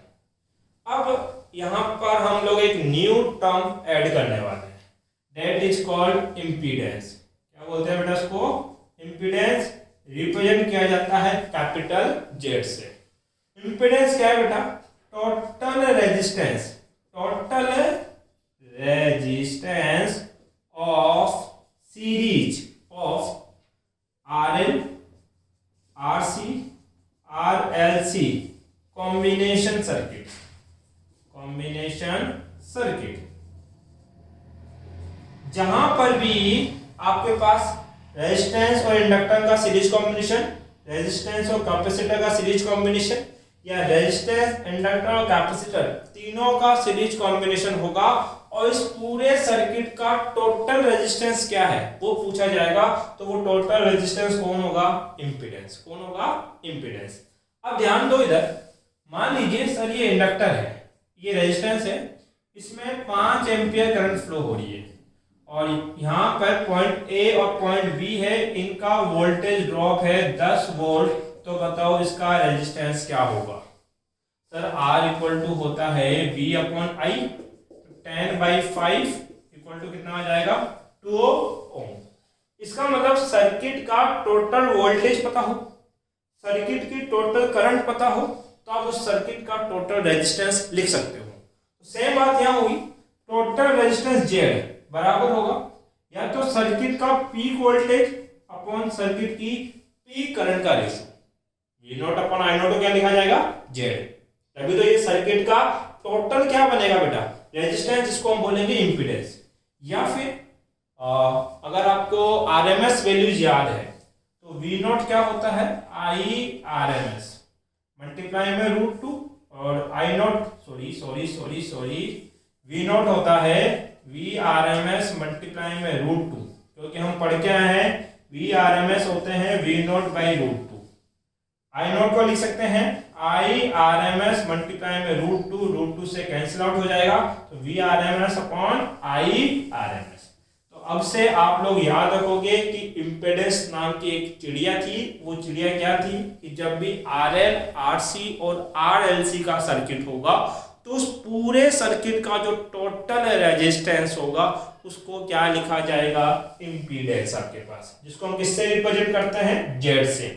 Z equal to या तो होगा V naught upon I not, या जेड की एक और वैल्यू होगी V आरएमएस अपॉन में आई आरएमएस। देन बताओ V naught upon I naught को क्या लिख देंगे बेटा? जेड। तो जेड इक्वल टू हो जाएगा R square plus of XL square. ठीक है भैया, कोई दिक्कत नहीं है। अब यहां देखो, हमें एक निकालना है बेटा, क्या? Phase angle phi. क्या निकालना है बेटा? Phase angle. ये एक राइट एंगल ट्रायंगल दिख रहा है? हाँ सर दिख रहा है। तो ये कुछ ऐसा ट्रायंगल है, ठीक है। ये एंगल कितना है? फाई। यहां तक का वोल्टेज कितना है? VOR। ये वोल्टेज और ये वोल्टेज सेम होगा आपके पास। ये है VOL और ये कितना है सर? V नॉट आपके पास है। कोई दिक्कत नहीं है।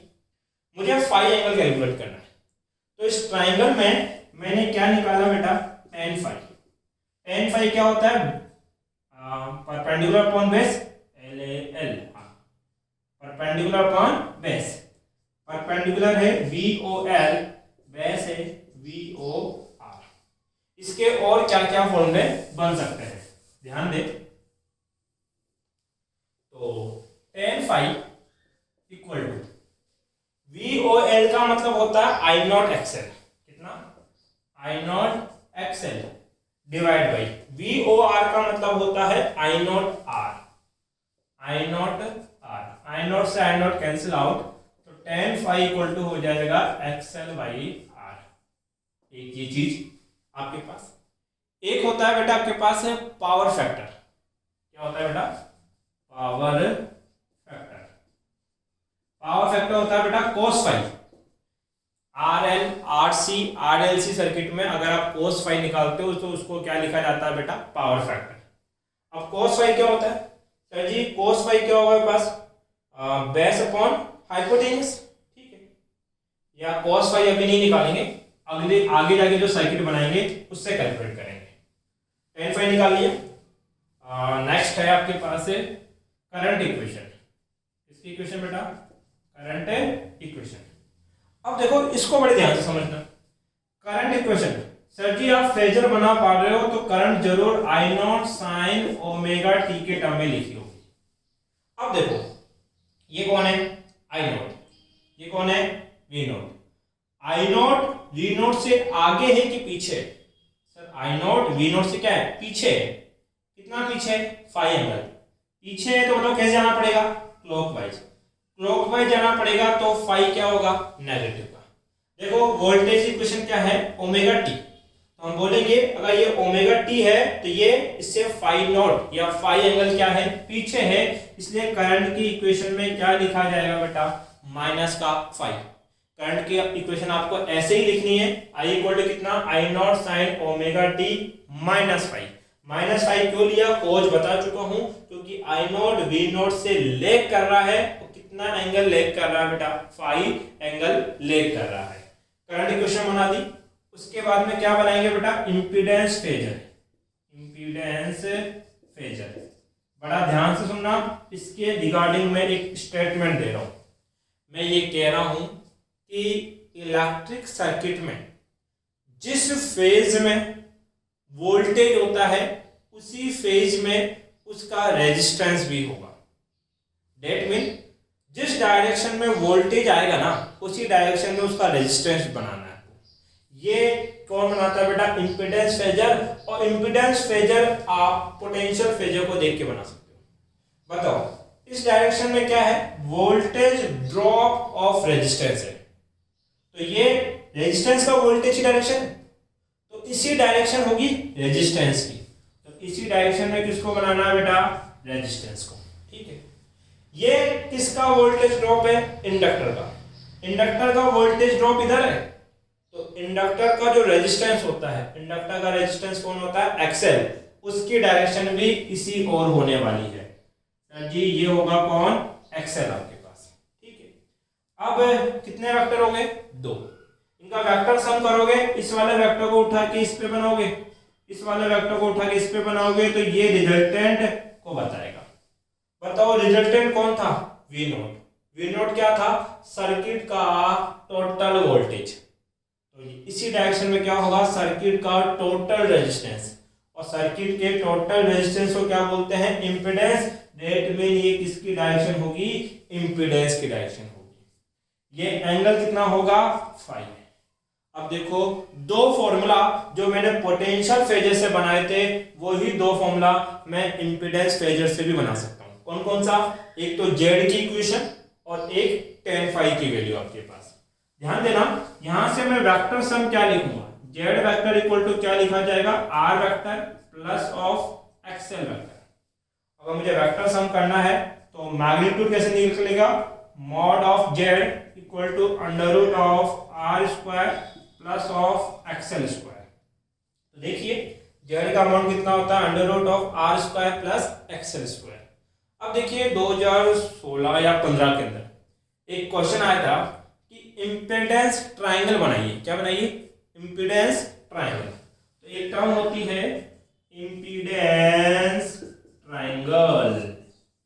ऐसा करो, इस इंपीडेंस फेजर से एक राइट एंगल चूज कर लो जो आपकी चॉइस हो। जैसे मुझे एक राइट एंगल ये दिखाई दे रहा है, तो ये वाला एक क्या बन गया, राइट एंगल। ये है फाई, ये कितना है, रेजिस्टेंस आर, ये एक्सएल है, तो ये लेंथ भी कितनी होगी, एक्सएल, और ये किसको रिप्रेजेंट कर रहा है, जेड को। बन गया इंपीडेंस ट्रायंगल, ठीक है। यहां से फेज एंगल निकालेंगे tan फाई।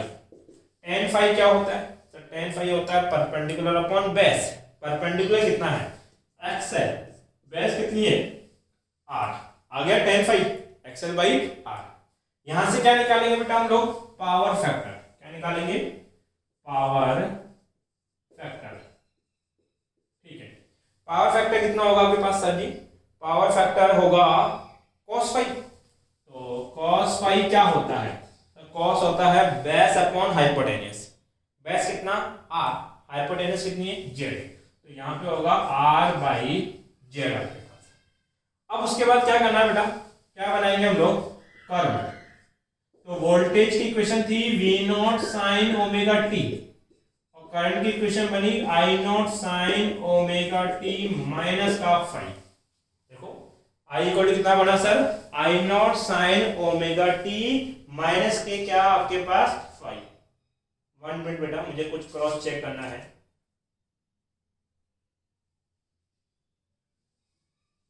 ठीक है, ध्यान दीजिए इसका कर्व कैसे बनेगा। सर जी v नॉट का तो किसका बनेगा? साइन का। बना दो, कोई दिक्कत नहीं। तो सर जी ये तो हो गया v नॉट, ये हो गया माइनस v नॉट। आई में क्या बनेगा? I not sine omega T minus five. कैसा बेटा? Minus five. तो माइनस फाइव कैसे स्टार्ट होगा आपके पास? सर जी जहां ओमेगा टी है उससे कुछ थोड़ा सा आगे। तो सर जी ये यहां से चलेगा, ऐसे बनेगा तो साइन का ही, लेकिन ये कितना हो गया सर? माइनस का फाइव आपके पास चला गया। तो ये आपके पास कर्व बना किसका? I बराबर I not sine omega T minus five. जब प्लस फाइव होगा ना तो ये कर्व यहां से स्टार्ट हो जाएगा और केवल साइन का फॉर्म हो जाएगा। अब जो इंपॉर्टेंट चीज जिसके लिए हमने यहां तक पढ़ा वो था बेटा इसका कंप्लीट फेजर। क्या? कंप्लीट फेजर डायग्राम कैसे बनेगा? ध्यान देना, वोल्टेज की इक्वेशन आपको पता है कितनी? v not sine omega T. Current की इक्वेशन आपने लिखी हुई है I not sine omega T minus five. देखो voltage drop in resistance VR equal to कितना होता है? IR। अब I तो हमें पता लग गया, ये रहा, वैल्यू पुट करोगे तो ये हो जाएगा I not sine omega T minus five multiply में R। VL इक्वल टू क्या होता है सर? IXL। लिखा है क्या मैंने? IXL। ये कितना होगा sir? I not sine omega T minus five multiply में क्या? एक्स। तो इस बार ये जो इलेक्ट्रिक सर्किट है, इस इलेक्ट्रिक सर्किट में वोल्टेज और करंट के टोटल कितने इक्वेशन बन रहे हैं? 4। इसका मतलब इस बार जो हम लोग फेजर बनाएंगे वो कितनी इक्वेशन का बनाएंगे? 4 इक्वेशन का बनाएंगे। तो एक बार इसका आप स्क्रीनशॉट ले, फिर मैं बीच का एक पार्ट मिटाऊंगा ताकि मैं आपको कंप्लीट फेजर बना के दिखा सकूं। ध्यान दे बेटा, सबसे पहले फेजर बनने के लिए कुछ बातें थी। बातें क्या याद रख रहे हैं कि जितनी भी वोल्टेज और करंट के इक्वेशन होनी चाहिए सब पॉजिटिव होनी चाहिए। पॉजिटिव पॉजिटिव पॉजिटिव पॉजिटिव, सारे साइन के फॉर्म में होनी चाहिए, साइन के फॉर्म में। अब एक बात और नई यहाँ पे याद रखनी है, पहले तो इन दो का फेजर बना लो। ये तो हमें आता है सर बनाना। ये है y एक्सिस, ये है x एक्सिस। सबसे पहले सर्किट में वोल्टेज आएगा, V नॉट क्या डिसाइड करेगा? लेंथ बड़ी बनानी है। साइन का बनेगा नहीं, ओमेगा टी के साथ कैसा रिलेशनशिप है? Directly proportional. ग्राफ कैसे आएगी? Straight line. तो ये आ गया सर जी कौन? V नॉट, और ये हो गया ओमेगा टी। ठीक है, अब I को देखो सर, I नॉट कैसा बनेगा? छोटा। साइन का बनेगा नहीं, ओमेगा टी माइनस फाइव। मैंने बोला था अभी फाइव कितना होता है? 10 डिग्री के आसपास। तो ओमेगा टी से कितना एंगल पीछे आना है? 10 डिग्री पीछे आना है। तो सर जी ये तो कौन है आपके पास? Omega T. इससे 10 डिग्री पीछे इधर जाओगे यहाँ, तो ये हो गया 10 डिग्री पीछे और छोटा बनाओगे। देखो V नॉट बड़ा है, I नॉट छोटा है, और यहां से यहां डायरेक्शन कैसे दिखाओगे? एंड क्लॉकवाइज, और ये कितना एंगल होगा?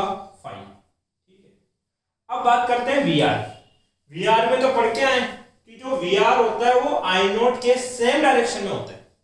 तो सर जी जहां I नॉट है उसी के आगे कौन बनाएंगे? VR। ये VR, बट इस VR की वैल्यू इस V नॉट से क्या रखनी है बेटा? कम रखनी है। अब क्या बनाना चाहते हैं? VL I नॉट से 90 डिग्री आगे होता है। तो ये I नॉट की लाइन है, इससे 90 डिग्री आगे जाओ, ये रहा। ये कौन हो गया सर, VL, इससे π/2 आ गया आपके पास। अब देखो हमने वेक्टर सम किया था, तो VR और VL का वेक्टर V0 के बराबर होता है। इसका मतलब है कि VR को मिलाओ और VL को मिलाओ तो ये इसका क्या बनता है बेटा, कंप्लीट फेजर बनता है। तो अगर आपसे बोला जाए RL सर्किट का फेजर बनाइए तो ये फेजर फॉर्म होगा और उसके लिए ये 4 इक्वेशन बनेगी। ध्यान देना, जो ड्रॉप होते हैं वो करंट को देखकर बनाए जाते हैं, ना कि उनके एंगल को देखकर कंसीडर किए जाते हैं। ठीक है, तो VR और VL के फेजर I0 के अकॉर्डिंग बनेंगे आपके पास, और मैंने वो ही ड्रॉ किए हैं। एक बार इसका स्क्रीनशॉट लें, फिर लास्ट डेरिवेशन करते हैं। देखिए बेटा, अगला है RC सीरीज सर्किट, रेजिस्टेंस और कैपेसिटर का सीरीज सर्किट है आपके पास। तो ये हो गया मेरा रेजिस्टेंस, कैपेसिटर कनेक्ट कर दिया अल्टरनेट सोर्स से। ठीक है, सोर्स के वोल्टेज की इक्वेशन होगी V0 sin omega t, current flow होगा I, और इसका रेजिस्टेंस R है। इसका रेजिस्टेंस कितना होगा बेटा, XC, जिसको क्या लिखा जाता है, कैपेसिटिव रिएक्टेंस। इसमें वोल्टेज ड्रॉप होगा ओम्स लॉ के अकॉर्डिंग IR, और इसमें वोल्टेज ड्रॉप होगा ओम्स लॉ के अकॉर्डिंग IXC। ठीक है, हम पढ़ के आए कि जिस फेज में करंट होती है रेजिस्टेंस का वोल्टेज भी उसी फेज में होता है। कैपेसिटर के लिए हमने क्या पढ़ा था, जिस फेज में करंट होती है उससे 90 डिग्री लेग करता हुआ कैपेसिटर का क्या होता है बेटा, आपके पास वोल्टेज। सबसे पहले हमें क्या बनाना पड़ेगा बेटा, पोटेंशियल फेजर। क्या बनाना पड़ेगा, पोटेंशियल फेजर। ध्यान देना, मैंने कहा था कि सबसे पहले अपने आप से ये पूछो कि जो कॉम्बिनेशन पढ़ रहे हो वो कैसा है, सीरीज कॉम्बिनेशन में क्या चीज है जो सेम रहती है। सर जी करंट सेम रहती है, तो करंट को रेफरेंस बना लेंगे। सर करंट बना लिया हमने I0। अब I0 पता है, तो रेजिस्टेंस का वोल्टेज ड्रॉप की डायरेक्शन क्या होगी, सर जिधर करंट है उसी में थोड़ा आगे, तो ये हो जाएगा VOR वेक्टर।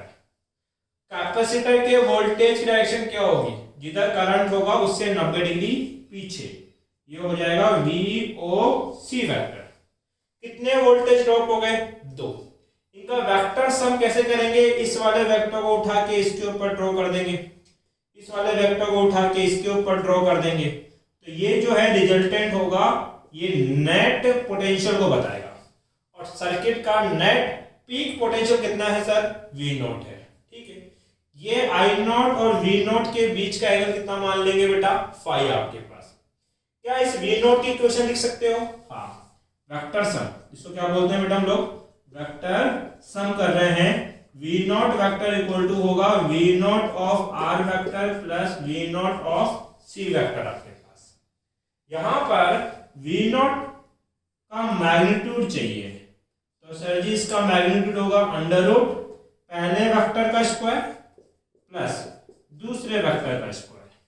अगर मैं यहां बात करना चाहूं तो VOR का मतलब होगा I0R और VOC का मतलब होगा I0XC। इन लॉ के अकॉर्डिंग, ओम्स लॉ के अकॉर्डिंग इन दोनों की वैल्यू यहां पुट करोगे आप, तो बताओ आपकी इक्वेशन क्या बनेगी। सर जी ये तो कौन हो गया, V0। ठीक है, I0R यहां रखूंगा तो ये होगा under root of I0 square R square plus I0 square XC का square. V0 as it is under root of, क्या चीज कॉमन है, I0 स्क्वायर कॉमन है, क्या बचेगा R square plus XC square. I0 square को रूट से बाहर निकालोगे, I0 रह जाएगा under root of R square plus XC square. I0 को अपॉन में ले आओ, V0 upon I0 under root of R square plus XC square. ठीक है, XC स्क्वायर, स्क्वायर है भैया। ठीक है, V0 अपॉन I0 क्या होता है, तो इसको बोलते हैं इम्पीडेंस।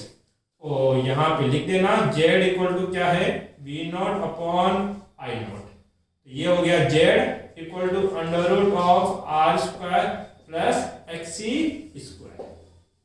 अब क्या निकालेंगे, फेज एंगल। कौन सा एंगल, फेज एंगल।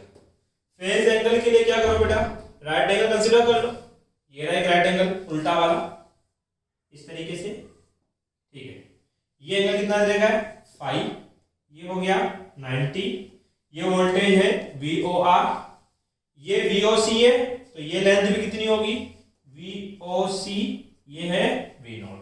ठीक है, फेज एंगल के लिए क्या निकालते हैं बेटा, tan फाई।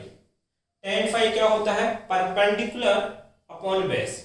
इस बार परपेंडिकुलर ये है और बेस ये लिखा जाएगा, तो VOC अपॉन VOR।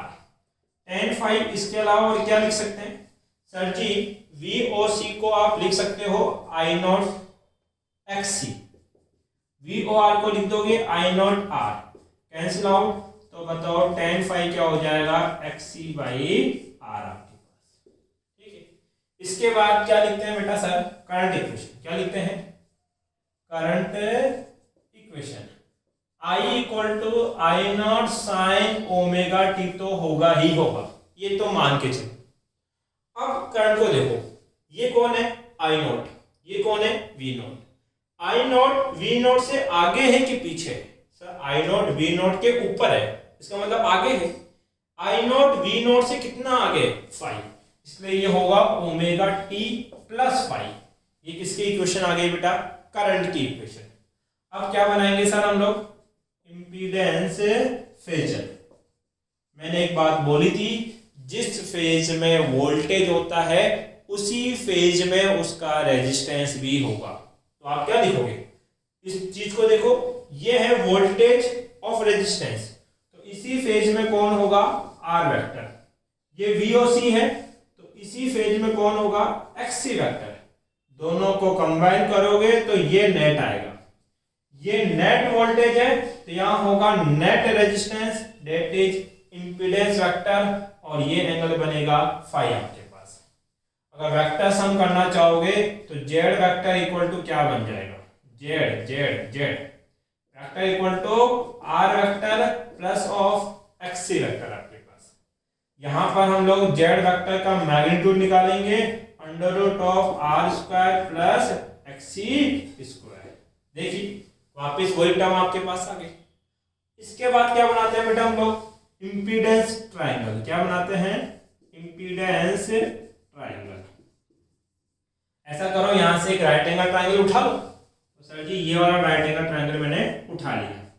ये फाई, ये 90, रेजिस्टेंस R, ये है XL और ये है Z।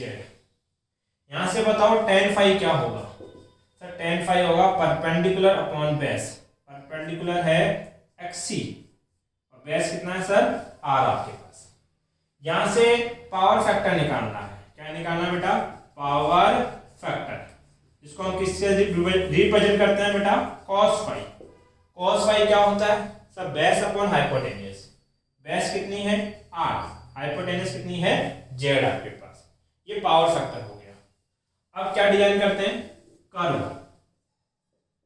तो sir ji V equal to तो कितना है, V0 साइन ओमेगा टी, और I इक्वल टू है I0 sine omega T plus का फाई। ठीक है, बनाए कर, तो